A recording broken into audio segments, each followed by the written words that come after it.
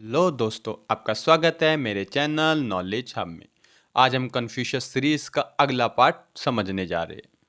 इसमें लिखा है, हृदय के विकास के लिए सबसे अच्छा तरीका ये है कि कम से कम इच्छा की जाए। इसका मतलब ये है कि अपने दिल को विकास करने के लिए, उसे एक्सपेंड करने के लिए, उसे अच्छा बनाने के लिए सबसे अच्छा तरीका ये है कि कम से कम इच्छा हो। गौतम बुद्ध कहते थे, इच्छा अभिलाषा दुख का कारण है। अब इसे हम डीपली समझते हैं।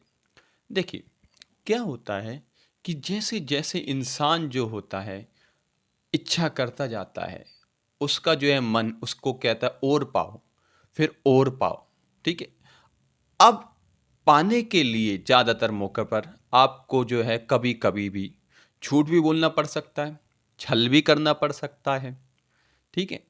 ऐसे रास्ते पर भी जाना पड़ सकता है जो आपकी आत्मा आपको मंजूर ना करे। जीसस ने कहा है ना, उस आदमी को क्या फ़ायदा जो पूरी दुनिया जीत ले और अपनी आत्मा खो दे।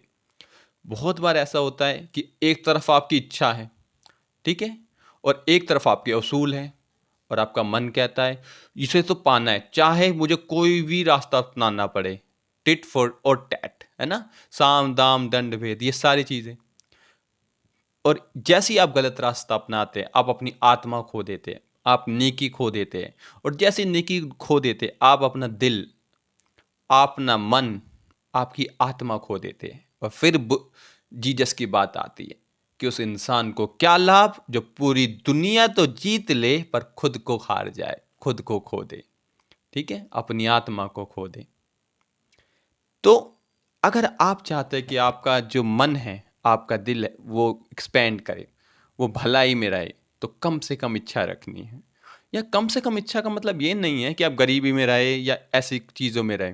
यह मतलब ये है कि लालच को कंट्रोल में करना है। आपको कुछ चीज़ पाना है, बहुत बढ़िया, पर क्या वो आपकी नीड है, नेसेसिटी है, या फिर आपका ग्रीड है? इसमें आपको डिफरेंशिएट करना बहुत ज़रूरी है, वरना इसका कोई अंत नहीं है। आप एक चीज़ पाएंगे, फिर मन क्या होगा, दूसरी, दूसरी पाएंगे, तीसरी, तीसरी पाएंगे, चौथी। ऐसी मन आपको जो है भटकाता रहेगा और आप एक दिन यहाँ से निकल जाएंगे। तो मेन चीज़ है अपनी इच्छाओं पर काबू करना, और ये बहुत मुश्किल काम है। आप देखते हैं ना, कैपिटलिस्ट वर्ल्ड में लोग जो है बहुत अमीर भी है, ठीक है, पर वहां पर जो लोग दुखी है क्योंकि उनकी इच्छा पूरी नहीं होती।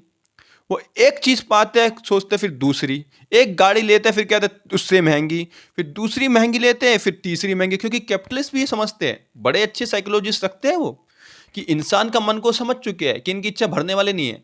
लेटेस्ट मॉडल के नाम पे से नई नई चीजें बेचते रहो और इसी में ट्रैप रहेंगे। एक चीज आती है, वो कहते हैं अगले साल का लेटेस्ट मॉडल, लेटेस्ट आईफोन। अरे ये बताओ यार, पिछले आईफोन के वर्जन में क्या फर्क है? कुछ नहीं, मेनली कुछ फर्क नहीं होता, थोड़ा बहुत कैमरा इनहेंस हो जाता है। क्या आपको जरूरत है? बिल्कुल भी नहीं। पर वो कहेंगे अगर तुमने ये नहीं लिया तो तुम तो पीछे हो, है ना, तो तुम्हें लेना ही चाहिए, सोशल स्टेटस जो है। तो यही है मन, यही है इच्छाओं का जो है समुद्र। कि इच्छा का जो समुद्र है वो कभी भर ही नहीं सकता है।